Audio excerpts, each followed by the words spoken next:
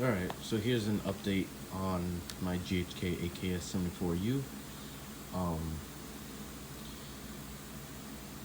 Pretty much I have the full travel bolt kit installed. So it replaces the old bolt recoil spring guide rod assembly, and you don't need this buffer anymore. You can use the buffer still if you want to. Let's say you have really cold weather, or you just want to increase the rate of fire for that game, or just, I don't know, if you still want to use that for certain scenarios, you can. I might put that back in for like indoors or something, just so I can boost the rate of fire a little bit. Other than that, the kit also comes with a steel hammer.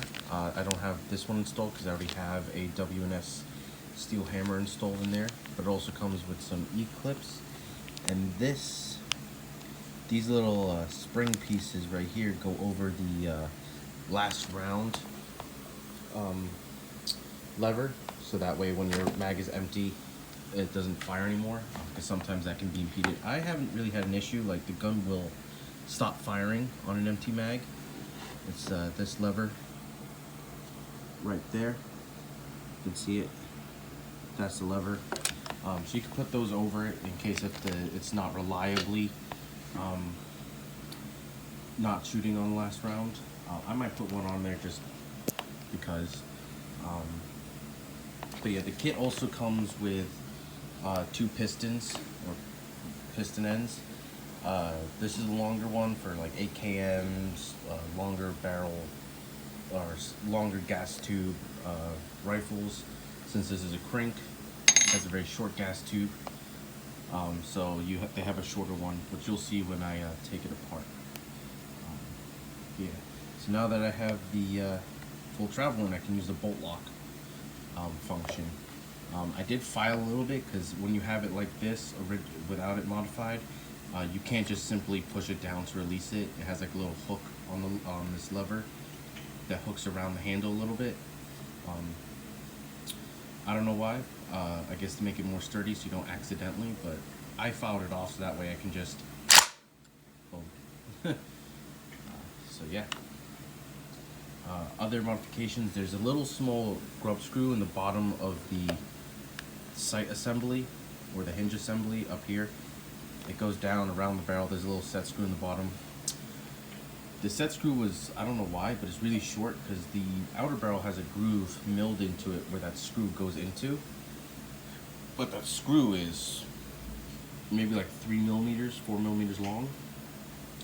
So if you screw it all the way in so it's tight, it literally goes all the way through the other end of the hole. And so I just put a little bit of a longer screw, just so it's a little tighter. What else? Still waiting on the flash hider. So excuse this ugly nonsense.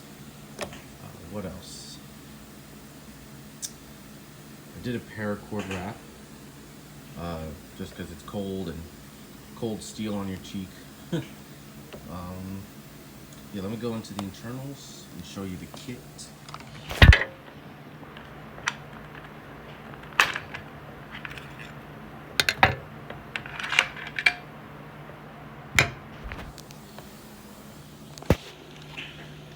Put the rifle to the side. So here's your new bolt carrier group and your new recoil spring guide rod. So it's a lot longer. The reason being is, like a real AK, the spring comes up to about here. On this bolt, the original bolt, the spring only came up to like maybe about here or here. It came up to about like here. So the spring didn't have to be as long. This just gives you just I don't know exactly how to call it, but basically it gives you a little better thumb. Since the spring rate is a lot longer, not shorter, it just has a softer, I wouldn't say softer, but it has a, I don't know how to call it. But yeah, it's cool. It also looks more realistic having a long, flexible recoil guide rod.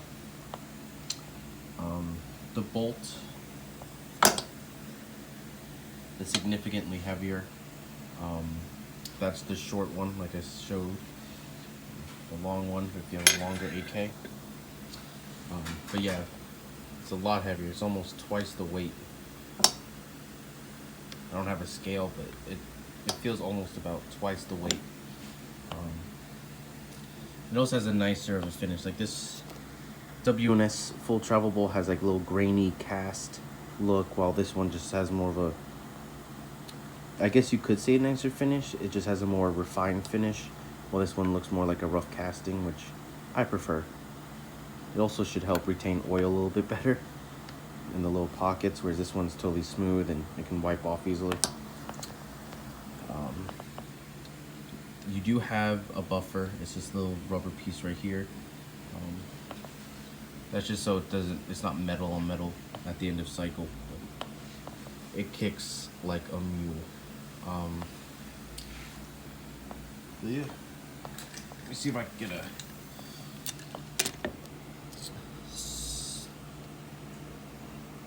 that lever right there is your last round cutoff.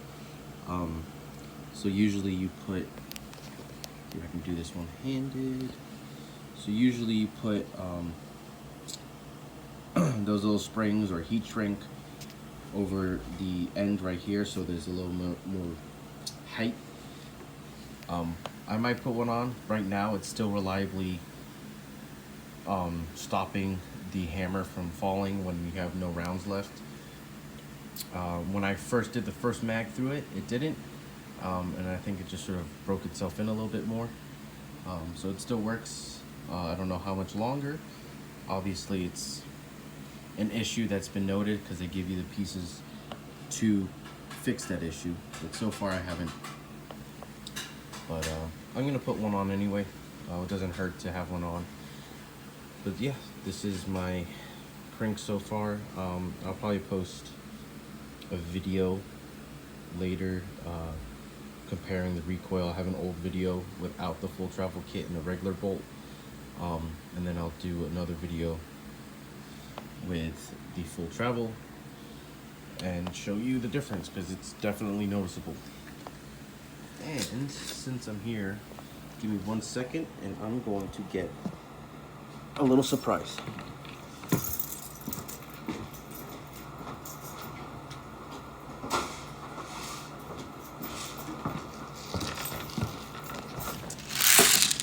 Some of you might not like this, but HPA drum mag.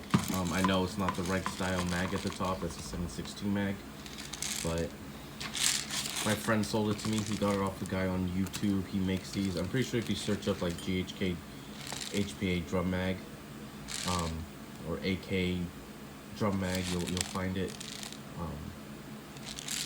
I don't know his name exactly, but you'll recognize him, or you'll recognize the mags in the videos. But he made this for my friend. I think it was like about $300 in total for parts and labor and everything. Really well. I took it apart to look at it, and I have to say the construction is pretty damn good. So I'm just running this just because obviously it's easy. It's also winter time, so even if I have the CO2 mags, it's still not going to be as nice. But not just that.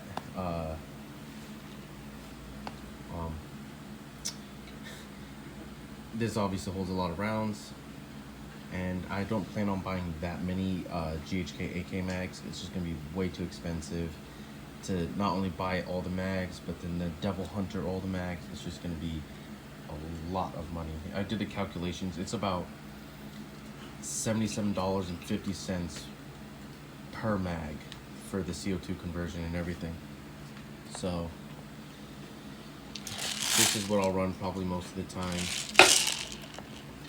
And it'll just be fun. Maybe more serious ops, or when I'm going indoors, I might not run this. I might just run the mags. But for longer games, I might keep this just in the pouch as backup in case if I run out and exhaust all my mags, I can run this. But it's nice. It's a flash mag if you're wondering. So But yeah, that is the update on my krink so far. Still planning on getting a Bakelite Grip. Just need to find one that is a good color. There's a lot of variation. Some websites don't even let you pick. It's just like you get a random one, so it can either be really dark or really light. I want one that matches the wood a little bit in terms of color. So I don't want something too dark or too light. I want it to match just a little bit. So still looking for that. Once I get that, the rifle build's pretty much going to be done.